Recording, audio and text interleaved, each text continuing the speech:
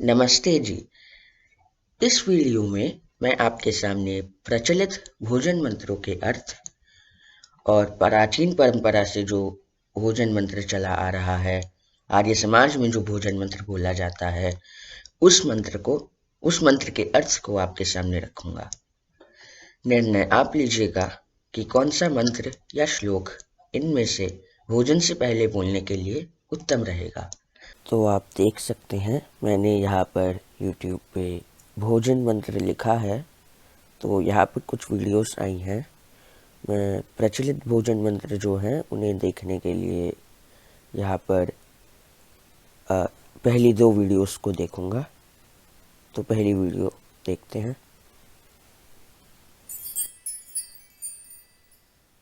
ॐ ब्रह्मार्पणं ब्रह्महविर्ब्रह्माग्नो ब्रह्मणाहुतं ब्रह्मैव तेन गन्तव्यम् ब्रह्मकर्म समाधिना। ॐ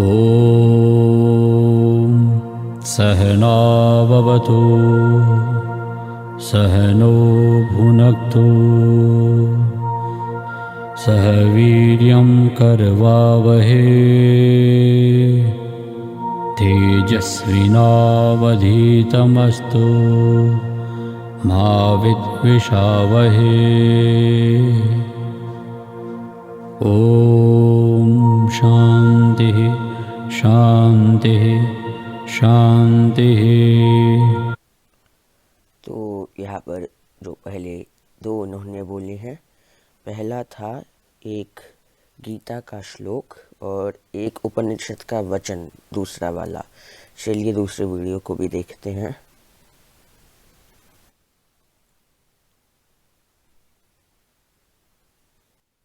भोजन मंत्र। ॐ ब्रह्मार्पणं ब्रह्महविर् ॐ ब्रह्मार्पणं ब्रह्महविर् ब्रह्माग्नौ ब्रह्मणाहुतं ब्रह्मैव तेन गन्तव्यं ब्रह्मकर्म समाधिना। ॐ सहनाववतु सहनौ भुनक्तु सह वीर्यं करवावहै तेजस्विनावधीतमस्तु मा विद्विषावहै। ॐ शान्ति शान्ति शान्ति। तो यहाँ पर भी वही गीता का श्लोक था और उपनिषद का वचन। तो चलिए वीडियो में आगे बढ़ते हैं। तो चलिए इस श्लोक का और इस उपनिषद के वचन का अर्थ जानते हैं। पहले मैं श्लोक को बोलता हूँ। ब्रह्मार्पणं ब्रह्महविर्ब्रह्माग्नौ ब्रह्मणाहुतं ब्रह्मैव तेन गन्तव्यं ब्रह्मकर्म समाधिना।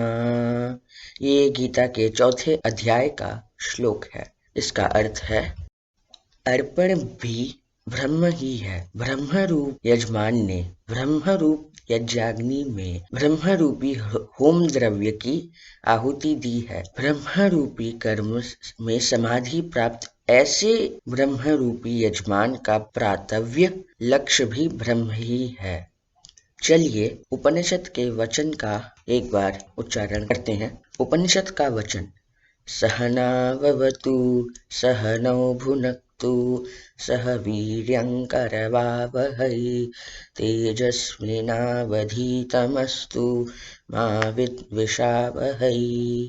अर्थ, यहाँ पर शिष्य और गुरु परमात्मा से प्रार्थना कर रहे हैं, परमात्मा हम दोनों की साथ साथ रक्षा करो, हम दोनों का साथ साथ पालन करो, हम दोनों एक दूसरे का सामर्थ्य बढ़ाए, हम दोनों का पढ़ा हुआ तेजस्वी हो, हम दोनों एक दूसरे से द्वेष कभी ना करें।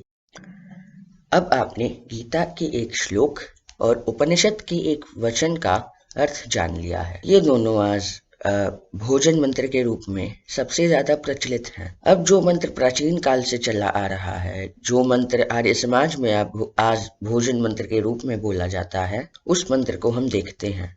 वो मंत्र है यजुर्वेद का ओम अन्नपते अन्नस्य नो देह्यनमीवस्य सुष्मिणः प्रप्रदातारं तारिष ऊर्जं नो देहि द्विपदे चतुष्पदे। इसका अर्थ भी जान लेते हैं। हे अन्न के स्वामी परमात्मन, आप हमें रोग रहित और पुष्टिकारक अन्न दीजिए।